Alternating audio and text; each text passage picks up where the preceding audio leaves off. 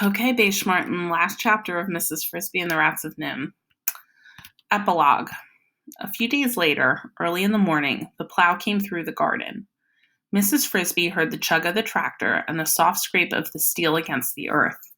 She watched from just inside her front door, fearfully at first, but then with growing confidence. The owl and the rats had calculated wisely, and the nearest furrow was more than 2 feet from her house. Behind the plow, in the moist and shining soil, the rudely upturned red-brown earthworms writhed in a frenzy to rebury themselves. Hopping along each furrow, a flock of spring robins tried to catch them before they slid from sight. And when the plowing was done and the worms had all disappeared, either eaten or safely underground, Mr. Fitzgibbons came back with the harrow, breaking down the furrows and turned them all up again. It was a good day for the robins.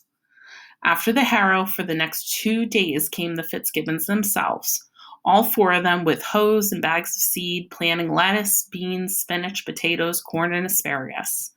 Mrs. Frisby and her family kept out of sight.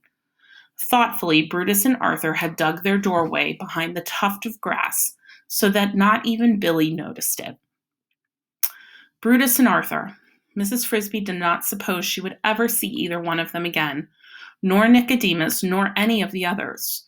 Brutus, after swallowing Mr. H's medicine and resting for a half an hour, had gone on his way into the forest to join the colony at Thorn Valley. There was no talk of their coming back unless the attempt to grow their food should fail. And she did not believe that would happen. They were too smart. And even if it did fail, they would probably not come back to Mr. Fitzgibbon's farm. She thought that it would be pleasant to visit them and see their new home, their small lake, and their crops growing. But she had no idea where the valley was, and it would be, in any case, too long of a journey for her and the children. So she could only wonder about them. Were they at that moment, like the Fitzgibbons, planting seeds behind their own plow? Some, like Isabella's mother, might grumble about the hardness of the new life they have chosen. Yet the story of what happened to Jenner and his friends, if it was Jenner and his friends, to say nothing of the destruction of their own home, would surely help to convince that Nicodemus's ideas were right. The Fitzgibbons finished their planning. For a week or 2, all was quiet. But it would not stay that way.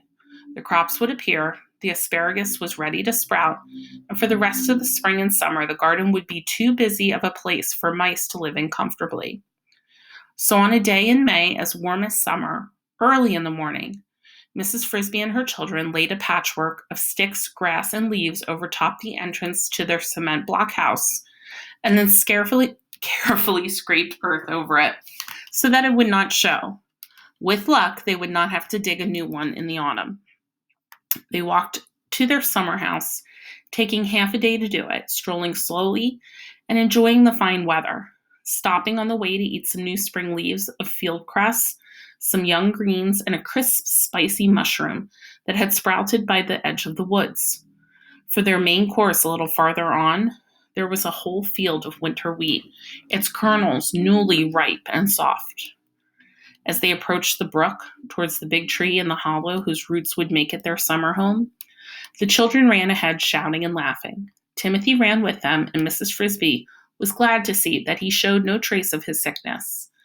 It was an exciting time for them. In the garden, they were always alone with themselves, but along the bank of the brook in summer lived 5 other mice families, all with children. Within a few minutes of their arrival, her 4 had gone with a group of the others down to the water to see the tadpoles swim. Mrs. Frisby set upon the job of tidying up the house, which had acquired a carpet of dead leaves during the winter, and then bringing a pile of soft green moss to serve as bedding for them all. The house was a roomy chamber with a pleasant earthy smell. Its floor was hard-packed earth, and its wooden roof was an arched intertwining of roots, above which rose the tree itself, an oak. On her way to get the moss, she saw one of her neighbors, a lady named Janice, who, like herself, had 4 children. Janice ran over to talk to her. "You're so late getting here," she said. "We all thought something must have happened to you." "No," said Mrs. Frisby. "We're all fine." "But don't you live in the garden?" Janice persisted. "I should have thought you'd be afraid of the plowing." As a matter of fact, Mrs. Frisbee explained, they didn't plow the particular spot in the garden where we live. It's behind a boulder. You were lucky. That's true. More than that, Mrs. Frisbee did not tell. She had agreed to keep a secret, and she would do as she had said. Still, she thought after quite a long deliberation that it was probably all right to tell her children, first making them promise to keep it a secret. They were, after all, the children of Jonathan Frisbee. For all she knew, and for all Nicodemus knew, they were likely to turn out to be quite different from other mice, and they had a right to know the reason. The following evening, therefore, when they had finished an early supper, she gathered them around her. Children, I have a story to tell you, a long one. Oh, good, cried Cynthia. What kind of story? A true one, about your father and about the rats. How can it be about father and the rats? Teresa asked. Because he was a friend of theirs. He was, said Martin incredulously. I never knew that. It was mostly before you were born. To everyone's surprise, Timothy said, I thought he might be. I think Mr. Ages was too. How did you know that? I didn't know it, I just thought it. A couple of times I saw Mr. Ages leaving their rosebush, and I knew that father used to visit him a lot, but I never saw him near the rosebush. Probably, Mrs. Frisbee thought, because he would have been careful always to leave through the blackberry bramble, just so that we would not see him. They sat down outside the entrance to the house, at the beginning, and her first visit to the rats. She told them all that she had seen and done, and all that Nicodemus had told her. It took a long time to tell it, and as she talked, the sun sank low, the sky turned red, lighting the tops of the mountains beyond which somewhere the rats of Nim were living. The children's eyes grew round when she told them about the escape from Nim, and even rounder when she described her own capture and escape from the bird cage. But in the eyes of Teresa and Cynthia were filled with tears, and Martin and Timothy just looked sad. Teresa said, but Mother, that's terrible. It must have been Justin. He saved Brutus and then went back. He was so nice. Mrs. Frisbee said it may have been Justin. We can't be sure. It could have been one of the others. Martin said, I'm going to find out. I'm going to Thorn Valley somehow, someday. But it's too far, and you don't know where it is. No, but I'll bet Jeremy knows. Remember, he told you the rats had a clearing back in the hills. That must be in Thorn Valley. He thought about this for a minute. He added, he might even fly me there on his back the way he did you. But we don't know where Jeremy is either. We don't see the crows down here, Mrs. Frisbee reminded him. No, but in the autumn when we go back to the garden, I could find him then. If I got something shiny and put it out in the sun, he'd come to get it.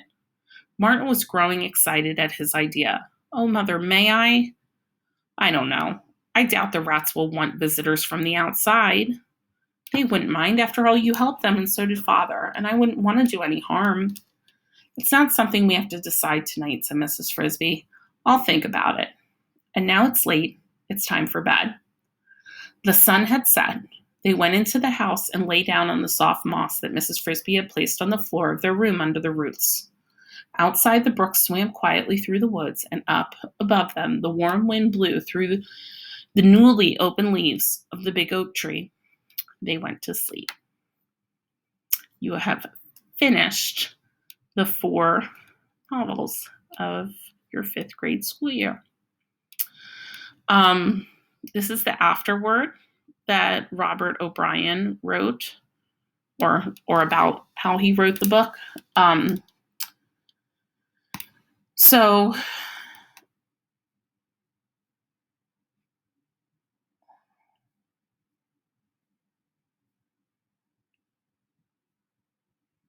thank you for tuning in.